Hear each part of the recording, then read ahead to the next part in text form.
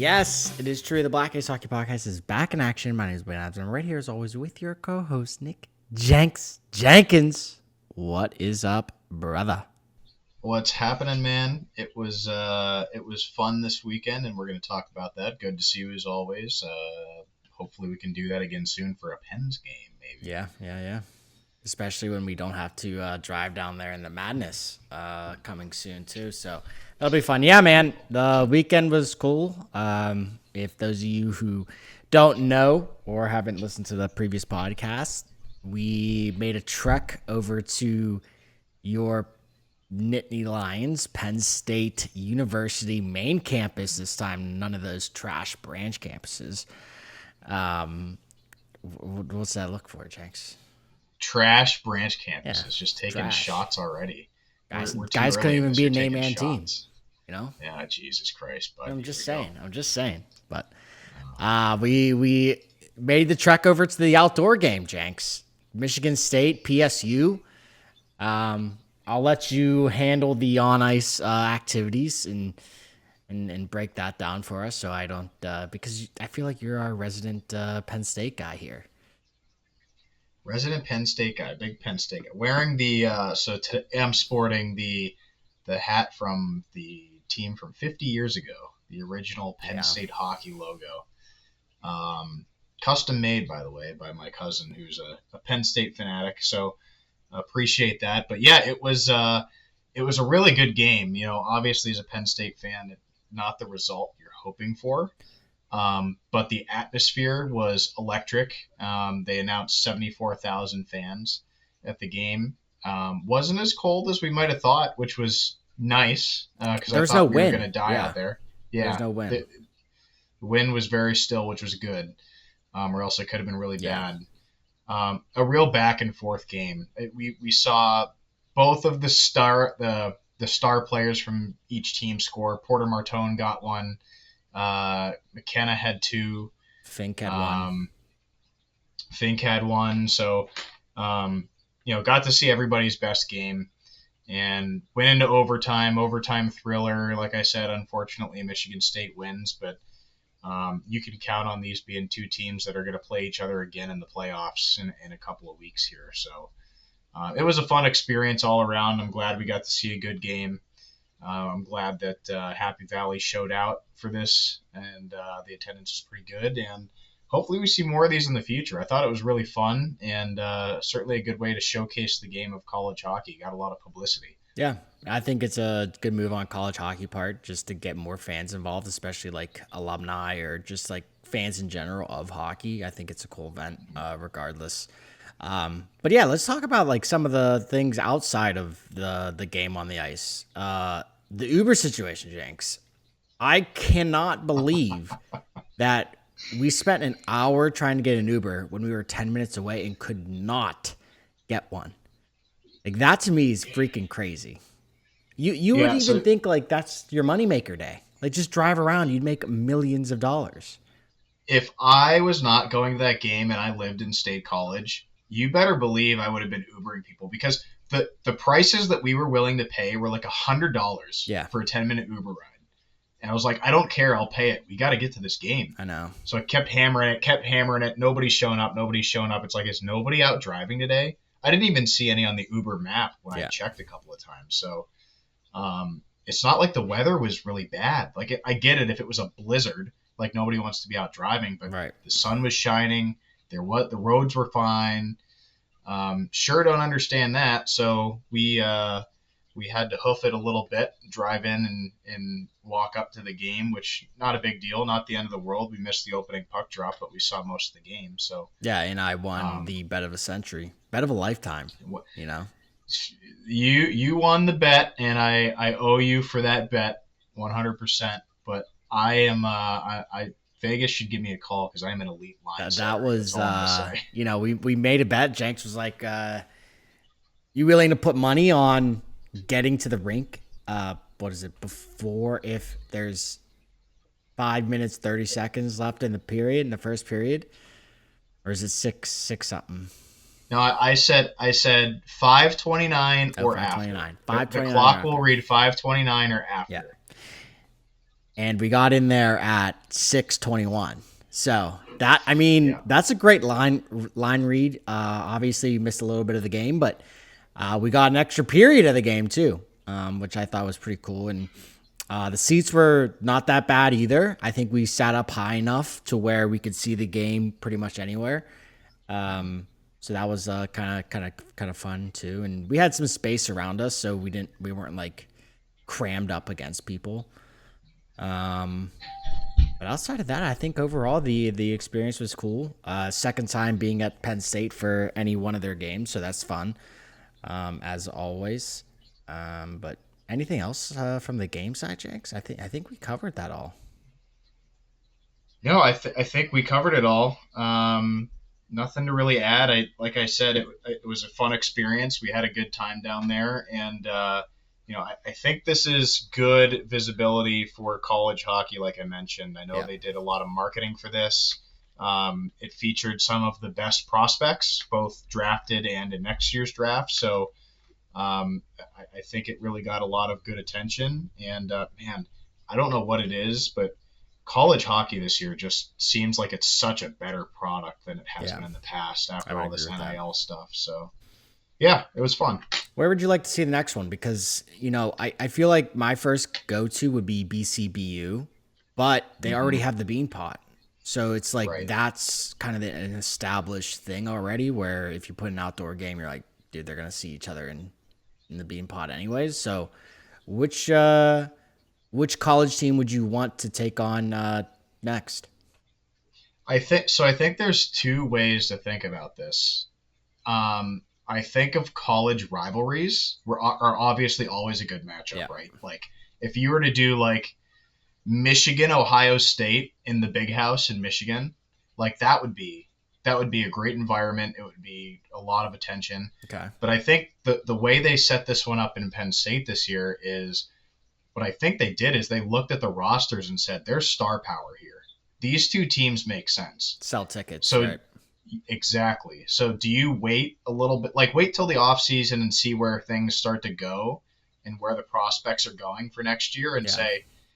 say, hey, Michigan just added these three high profile guys, and maybe Michigan State still has some high profile guys. Maybe it's those two teams, or maybe there's another team we're not even thinking of. So I think the best way to get visibility from people who don't follow college hockey is to have these high profile names in the game, like McKenna, like Porter Martone, Yeah. those types of players. Yeah, I think that's a good point. A couple of years ago, North Carolina did their outdoor game. It was NC State versus NC, and I think those were both ACHA teams. But again, like you said, a rivalry esque scenario, and I think they pulled in like 61,000 people in their outdoor game. So I, Yeah. I think it's possible. I think the opportunity there, maybe the NCAA looked at that and said, hey, let's bump this up to the D1 level. Maybe next year we get something like Wisconsin, Michigan, or maybe we move up north and say, hey, let's bring us to the Minnesota teams. Like there's a ton you can Hmm. do over there. Um, but yeah, I like the idea of kind of waiting and see where the chips fall for the NIL movement and college portal activities and going from there. But overall, great product from the NCAA. Can't really complain about that one. And the Spit and Chicklets crew was there. So I think there was a lot of eyes on this event, and they ran it pretty much to perfection of how they wanted to. So congrats to everybody involved in that. And we're gonna cover the other outdoor game at the next level was the NHL Stadium Series game between Boston and Tampa. I don't know if you caught any of that. That was kind of going on when we were traveling back and forth over the weekend, so didn't get to see a lot of it. I was resting my eyes basically as soon as I got back. But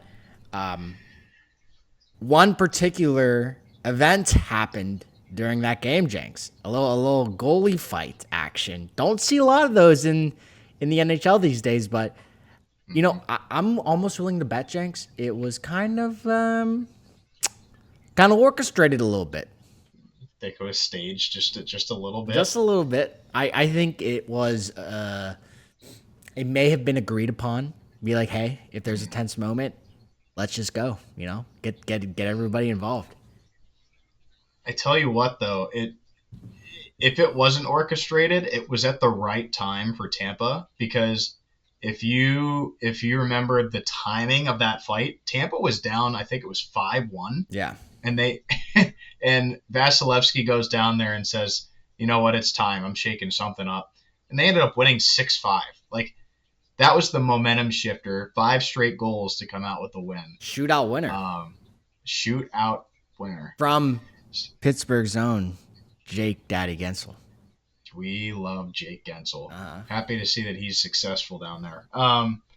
Yeah, man, it's anytime you get a goalie fight. I was watching it actually. I was watching an old clip of Fleury skating down the ice trying to fight somebody, and they wouldn't. He was trying to fight Binnington. Binnington, yeah. And the refs wouldn't let him go, and Fleury's like, "Oh, come on, I want to go here." Yeah. They're just entertaining because you don't see them every day, and Vasilevsky sure is. He's a big boy, and he can swing them. Yeah. That's for sure. Yeah.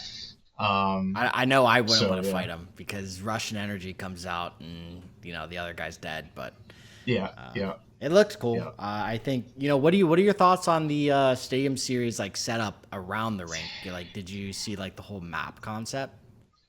So, yes, I saw the whole map concept. Okay. I give them credit for going all in on the theme because Buccaneers, yeah, it's in the Buccaneers Stadium. Yes, they went all in on the theme. The players, at least some of the players, I don't know if all of them were, but I saw them wearing costumes and I saw a picture of Kucherov wearing the football gear of the Bucs. Yep. So that kind of stuff is entertaining and it gets attention in the media and stuff, and it's good for exposure. But I am still, it is what it is. I'm still so anti-Stadium Series. I just think it's so overdone. There's too many outdoor games that they don't have any meaning anymore. But if you're going all in on the theme, then it makes it entertaining. I'm sure the kids like it. Yeah. I get why they do it, but it's just not for me. Yeah. I will tell you what, as a viewer now, where we're like in this age where we're like, 30s, 40s, 50s, mm-hmm. I could see why it's looked down upon, these Stadium Series, because there's so many. But if you were 14, 15, 16 and the Tampa Bay rings you like, hey, we got the ice set up a week in advance, do you guys want to hold a game out there? That's the moments where you really like these things and you get to play an outdoor game against one of your league opponents, So I think it's very fun that way. Like I know for the Penn State games, a couple of the women's teams were out there playing games. A couple of the ACHA teams were out there playing games earlier in the week. So I think in that aspect it's fun. I do think these games are geared towards family events. Like the All-Star game is like a family event. They're not really, I would say, geared towards like the hockey enthusiast as much. So I kind of try to like lean into like, if I had a family, would I like it? And I think yes. You get between plays, between commercial breaks, TV breaks, you get to look around the arena and not freeze your ass off. So I think that's one of the concepts as well. But yeah, I mean, overall, I think these outdoor games are a good thing for hockey. Brings you back to some older times. But one thing that's not good for hockey is Jack Hughes being out. This man seems to inherited the Johnny Glassbones Jones quick syndrome, where this man just gets hurt every week now. Back out with a lower body injury. So Jenks, let me ask you, what does this do to the New Jersey Devils' chance at playoffs? So I don't think this changes their chance at playoffs because I don't think they were making playoffs even if he stayed healthy. They just can't get it together. I mean, they were. I was looking. I mean, the East is so weird. Like if they went on a little bit of a run, they'd be in the conversation. Right, they're not. It's not like they're super far out of it. Like they're 10 points behind the Bruins for the last wild card spot, but Yeah. there are 5 points separating them from being ninth in that race to third in that race. Yeah. So here's the problem is the biggest problem is they have the worst goal differential in the Eastern Conference. They can't keep the puck out of their net. They're having a hard time scoring goals this year, and part of that is Jack Hughes has been out of the lineup, but they've had a lot of other injuries too. I mean, when Jack Hughes is healthy and he's at full speed, he's one of the best players and he's fun to watch. Yeah. But it just seems like this guy can't stay healthy. I don't know that he's played a full season yet in his career. And especially with the injury like earlier in the season, that freak injury that he got hurt at dinner. Like, I don't know what happened there. If somebody had gotten at him and stabbed him with a knife or whatever. But, Slipped on cutting a steak, yeah. Yeah, cutting your steak too hard and just slice your hand open. Yeah, I don't know, man. I don't think New Jersey's making the playoffs this year. Too many teams to jump over. Yeah. I just hope, Jack Hughes is part of the USA Olympic roster. I hope that this injury doesn't affect his chances of playing there. Because like I said, he's dynamic when he's playing. So we'll see where that goes. But yeah, I feel bad for him because I think he's a good player and it seems like he's a good dude. Right. He's sure is funny in some of these interviews, but just can't shake the injury bug. I don't know. Yeah, it's a shame because, Jack Hughes is such an electric human being. He certainly doesn't hide any of his emotions or any of his takes from the media, which is always fun for us. I'm sure the PR and HR team absolutely hate it, but it sure does give us some clips to talk about. Yeah, I look at New Jersey, I look at the Rangers, and I'm like, is it the year that we just say, hey, we're rebuilding? I mean, obviously the Rangers said they're going to retool. They're not going to rebuild. But I want to ask you this. After seeing Gavin McKenna up close in person in IRL, do you think he's a number 1 overall draft pick? I think so. Because do you think he's going to jump into the team immediately? Yeah, absolutely. Oh, absolutely. You're insane. You're insane. That's an insane take. Look. Okay. The guy's $180. Wet. Yeah, okay. Does he have to put on some poundage? Absolutely. Which is going to tank his everything. I don't know, man. Like, to me, when he was on the ice, you noticed him. You didn't even have to see the number. It's like, okay, I can see him. He stands out. He's fast. He's shifty. He controls the puck well, shoots well. You're like, that's McKenna. I can tell. I don't even need to see his number. I think he did himself a solid by moving on to play college this year instead of staying in the WHL. I don't think that would have done anything for his development. Yeah, I agree. And if he follows the right growth plan and he focuses on hitting the gym a little bit, putting on some pounds, keep working on the skating. I think his skating's already very good, but when everybody skates at that level at the NHL level, keep working on that. I think he's gonna have let's not expect him to jump in like McDavid did, but remember, right, yes. Celebrini's blowing up this year, and he had an under point per game, a decent rookie season. It was good, but it wasn't McDavid level. Like, give him a chance to get in, get familiar with the team, develop a little bit, and then 2 or 3 years he'll be a star. Yeah. I don't think he's generational though. Generational is a stretch. I mean, McDavid's a generational talent. Yes. I don't think he's going to be a bust by any means, like Laughing Trash. But I think Laughing Trash was compared to Crosby. Yeah, that's a wild take. And like McKenna's kind of in the same sense too, because there's always another year where these guys break these. Oh, I scored 300 points in juniors. Juniors is literally like 6th graders playing. Yeah. Like it's not real. It's hockey. It's high level hockey, but it's not like real grown men hockey. Yeah.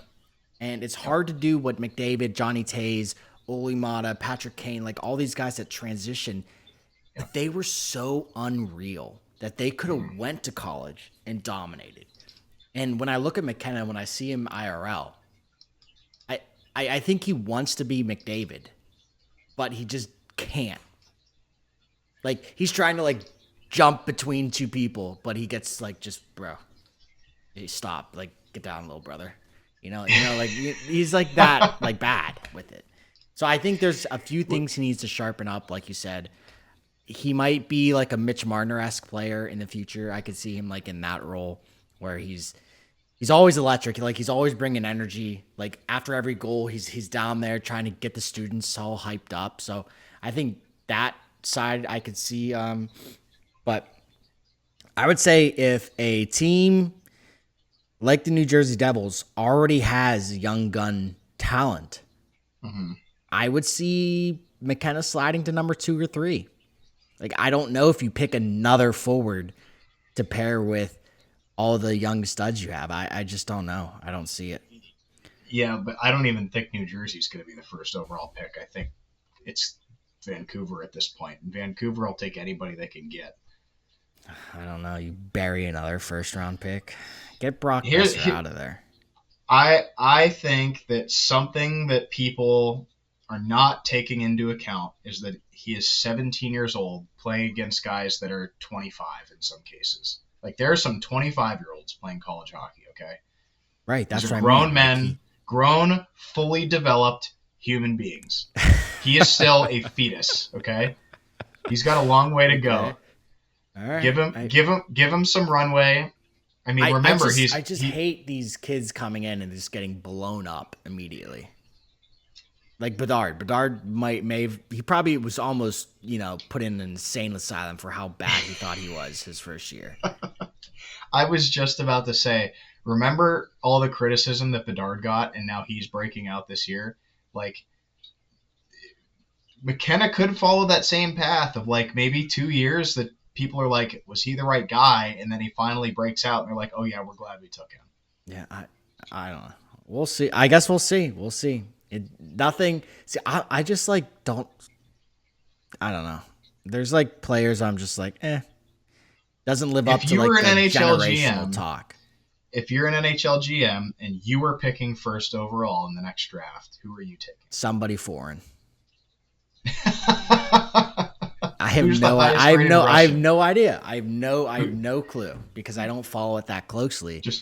To me, like, there's so many more aspects to like just drafting a player just because he's good. Yeah. Like you don't want to draft like Michkov and him have the worst attitude ever, like Kuznetsov. Yeah. So it's tough in that sort of aspect. So I don't know. I guess we'll find out. It's early days. I know that's just my opinion. I don't hate anybody. I'm just chopping it up.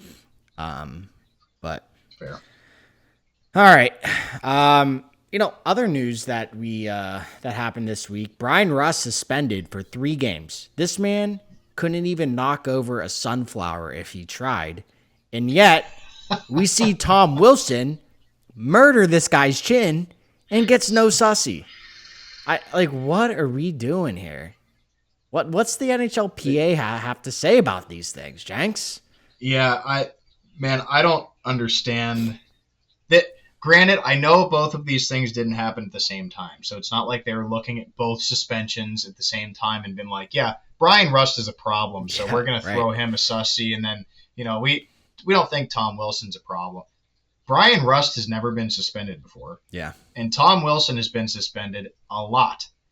And for within the span of a couple of days for both of these things to happen and them to say, yeah, we're going to throw the book at Brian Rust, but, I don't think that hit was that bad on Will. Like, go back and watch that hit. He catches him bad. Yeah. And he's a repeat offender. Like, you could argue if he was somebody else that has never been suspended before, it's like, man, the game's fast. Things happen. Okay, not a big deal. Tom Wilson has been suspended for like a total of 40 games over his career. Right. So I just don't understand it. It just seems like there continues to be inconsistency in how they're throwing out the player safety punishments. It always seems to come up at least once a season, if not more. But this is just another prime example of like, yeah, I don't understand what the guidelines are here for what's suspension worthy and what's not.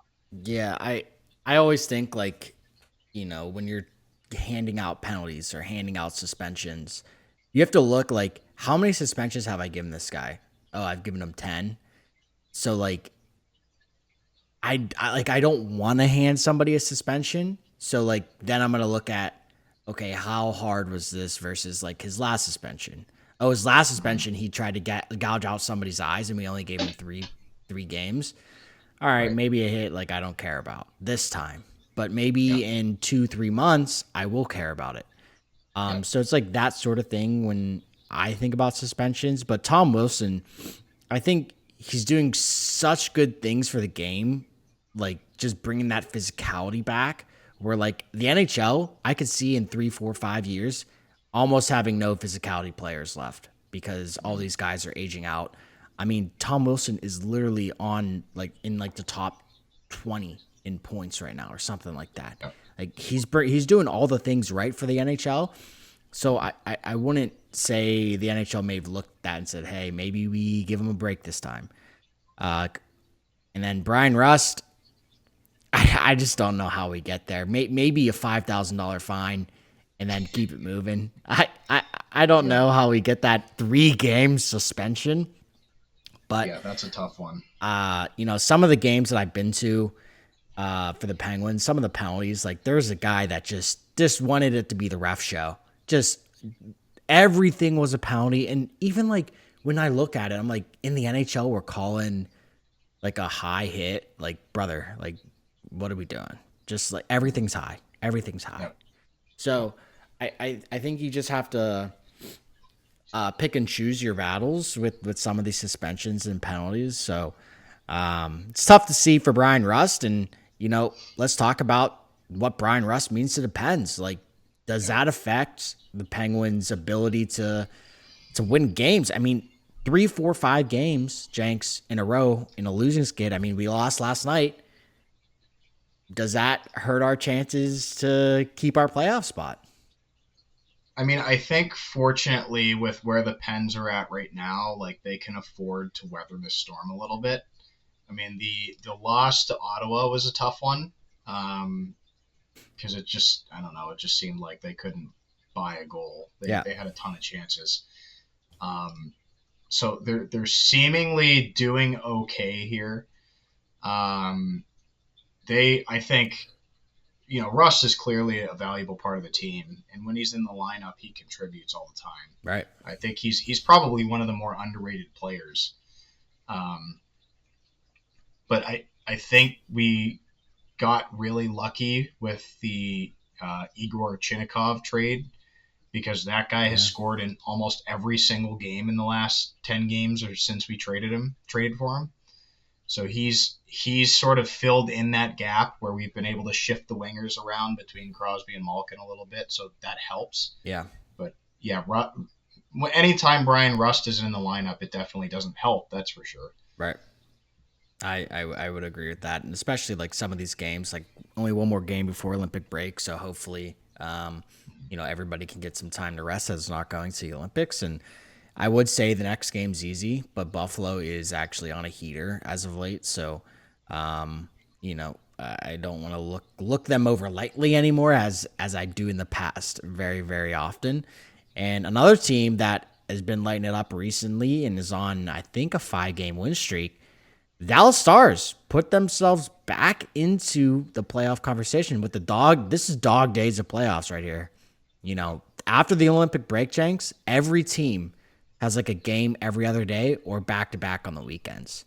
Hmm. Like it's gonna come down to like some of these games, like who's gonna be tired, Yeah. who's got the legs. Legs feed the wolf, Jenks. Yep. So Dallas coming in hot with a little bit of a winning streak going here into the Olympic Hmm. break. Yeah, Dallas is one of these teams where like there were a lot of people who picked them preseason to be one of the Cup favorites, as they should be. They've got a lot of talent there. They've got elite goaltending with Ottinger.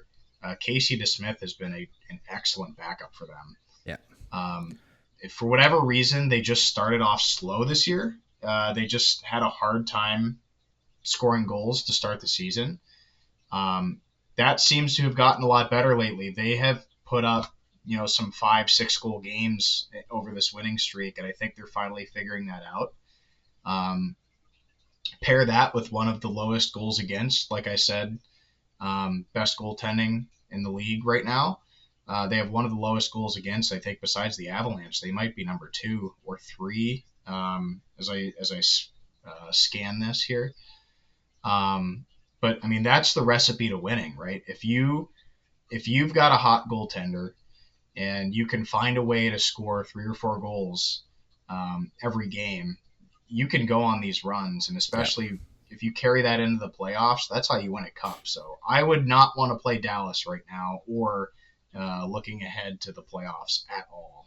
Yeah, Dallas is always a scary team, and just looking at their stat sheet, all the big dogs are leading in points, and that's scary because when a team has all their boys firing on all cylinders, and even Thomas Harley is jumping into the conversation. I know he was a big deal in the playoffs last year that really helped him go far, but Jason Robinson, maybe he's taking that anger out on missing out on the Olympic team, or maybe they call him up because Jack Hughes is now hurt. So we'll see what happens with that, and good luck to the Stars in the future. I'm so glad they're in the West because I would not want them playing in the East right now with how dangerous they are. So good luck to them, and good luck to all the players traveling for the Olympic break. I feel like there's a bunch around the league. As Team Canada, USA is basically all NHL guys. Then you fill in the Finnish, Sweden, and I just almost said it again. Czech team, and then the Slovakian team, and then Germany has a few NHL players trickling in there. So, I bet it's just fun to see like some of the guys that, you have like Leon Draisaitl from Germany playing in the NHL right now. He goes back over to Germany, sees all his boys that are still playing in the Liga 1 or 2 or whatever leagues are over there, the DHL and SHL and EIA and 1935P triple double L or whatever is going on over there. So it's got to be a good time for some of those guys. Any thoughts on that, Jenks?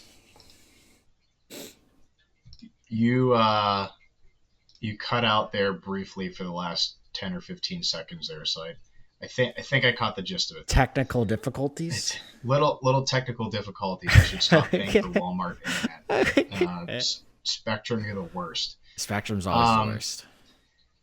Yeah, I think these guys are probably in a state of mind right now where they're excited to get over there and start playing. I saw some pictures of some of the players. Their international gear has started to come in. I saw McDavid wearing his Canada gloves in a practice the other day, and so I know we still got 2 more days of NHL games here before heading off to winter break for the Olympics. But you've got to think that these guys that are going to be playing in the international tournament are chomping at the bit to get over there and start practicing together and to get after it. So yeah, I mean there was a Mitch Marner interview I think last night, and he was saying like I think they were asking him like how special it is to play for Team Canada, and he's like, yeah, most of the guys on the team grew up watching Sid win it for the golden goal. Like that's all they wanted for like the most of their life, and now they get to play with that man in an international setting on the almost the highest level you can be as far as tournament wise goes. And I think it's going to be special for a lot of those guys. And I know I would be going around getting everybody's signature before I left. I'd be like, I'm freaking getting everybody. I know Crosby handles that stuff pretty well, and I'm sure McKinnon and McDavid will do the same. But yeah, it's going to be interesting watching some of those games. The women started today? Some of the women's games, or tomorrow? No, the women start tomorrow, and then the men will start a week from today. So on February 11th are the opening men's games. I just hope that Team USA brings home the curling gold medal again. I would love to see that happen. Another winter sport that I love watching is the speed skating. Ever since Apollo Uno won everything he could in one Olympics, I was like, I'm hooked. But I don't know how you could train for speed skating in Pennsylvania. There's like Yeah. none. There's one. I think there's like one rink in the whole United States you could train for, and it's in Colorado. I was gonna say I don't think I've ever seen a No, speed skating setup anywhere. So I don't know how you train for it. you probably have to live in All Colorado or these get out there and here's train. here's my rant, Jenks. All these Yeah, yeah, countries like F1, they're like dominated by European and whatever. It's because the United States has literally none available to us. If we did, you know somebody in Tennessee, Alabama, some NASCAR prodigy is going to be yeah. ripping up Formula 1. They're just Right. scared. I think they're just scared, Jenks. They're Yeah. scared of me dominating speed skating. It's just out there gliding, Yeah. just making it look easy. I could see you crushing Yeah, that. I would. Absolute domination. Oh gosh. Any further thoughts on some hockey topics for this week, Jenks? No, I'm starting to really get anxious to see the Olympic stuff. I think I saw it's been what the last time we saw Winter Olympic hockey was 2004. No. I'm doing the math wrong. 2022. 20. No. I mean NHL players at the Olympics. Oh, It's been like 12 years, I think. Yeah, I think so. Yeah, So yeah, back when Sid was a young buck and but scored that the was golden because goal. everybody made a fuss that like NHL players were getting in there, and then USA started to suck again. Well, I watched. You know what's interesting is I watched that documentary on Netflix about the 1980 team. I don't Yeah. know if you saw that yet, but Not yet, no. it's interesting because like this is not like there used to be a rule. The 1980 team was basically formulated because they couldn't use NHL players, Right. So because the rules were you can't have anybody who's considered a professional, which means being paid to play hockey. So that disqualified all the NHL players from the beginning. So that's why they needed to use amateurs. And where's the next step you look in the U.S. specifically Right. was college hockey. So it's not like what we had the last several Olympics had never happened before. We've seen plenty of history of not being able to use NHLers. So I think while a story like the 1980 team is incredible, it is super unlikely to Rare. happen Yeah. ever again. And I personally like the product better when you truly have the best players in the world, whether they're getting paid to play or not. Yep. Put the best players in the world on the ice at the Olympics. And I just think it's going to be really fun to watch some of these guys go head to head that we get to see, whether they're on the same team in the NHL or, the teams are just more watered down because you've got a couple stars per team and then it sort of balances out. But these are going to be super teams. Every shift is going to be fast paced, electric hockey, and I'm really excited for it. Yeah, it's gonna be a good time. This is the first Olympics I think that has been marketed where I could see it, even though I do not have live TV. So I think that's a very good aspect from their side. So yeah, I'm excited just to turn it on. Sometimes you just like to have the Olympics on, and you pass by the TV and you're like, huh. I did not know skeleton was a sport where people literally could flip off and die instantaneously on live TV. So that's pretty fun. So, all right, Jenks. Let's go with the last game or last day before break for the writing on the wall pick, everybody's favorite segment. Let's see. Let me pull up the scores here. Was it tomorrow? Was tomorrow the last day? Tomorrow's it, and then they're off to Italy. So, all right. I mean, there's not a full slate of games, so slim pickings here, Jenks. Thursday, February 5th. What is your writing on the wall? I think there's one game in particular that I think is hugely critical for this team to win. Okay. And I think it's basically like I would call it a must win at this point. Do or die. In the season. Do or die. And I know they're a little banged up right now, but the Panthers are having one heck of a time just getting any type of consistency together. They'll go out and have a good game and then just get bombarded for 3 games. And Bobrovsky looks terrible. Yeah. He looks like awful. Old Bobrovsky. Yeah. And they don't have Alex Lyon anymore to save him, so he's got to figure it out. They get the Lightning, and the Lightning have some injuries piling up too. Cirelli's no longer going to the Olympics now because he's banged up. I think one of their defensemen just got injured too. I'm having a hard time remembering who it is. Was there something about Braden Point? Anyway, the Lightning have a lot of injuries too, right? And the Panthers got to figure something out here. So, I'm gonna say the Panthers go into this and want to carry some momentum into the break and go in with a positive mentality, and that they're able to get it done against the Lightning in a close one. On ESPN Plus, by the way, and Hulu. So if you don't have TV, you might still be able to catch the game. But Panthers over Lightning before we go to the Olympic break. Yeah, another Florida battle. I like it. I'm gonna stay in the same area as the late games of the day. I'm going Kings versus Golden Knights. I think that game, they're close in the standings of playoffs. We're talking dog days here. Every point matters now.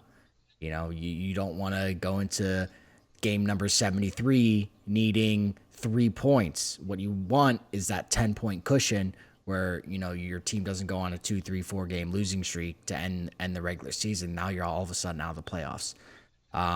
So this game is very important. Kings, 60 points. They're 2 points out of the wild card spot.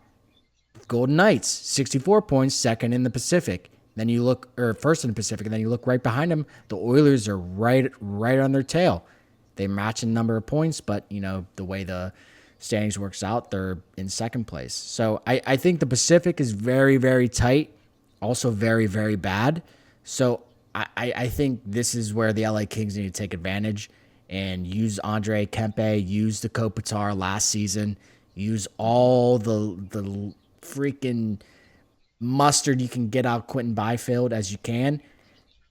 I'm taking LA Kings over Vegas Golden Knights. I think Marner is going to be looking towards to the Olympics a little bit. He does that. He looks to the next round. He doesn't focus on first round. He's got to stay in the present, but somehow he just can't do it. LA Kings over the Golden Knights. That's my writing on the wall pick for February 5th. Any last final thoughts, Jenks? Nothing to add. I think this was a good review heading into the Olympic break. I'm sure there will be some exciting storylines coming out of the Olympics to talk about as well. So looking forward to that.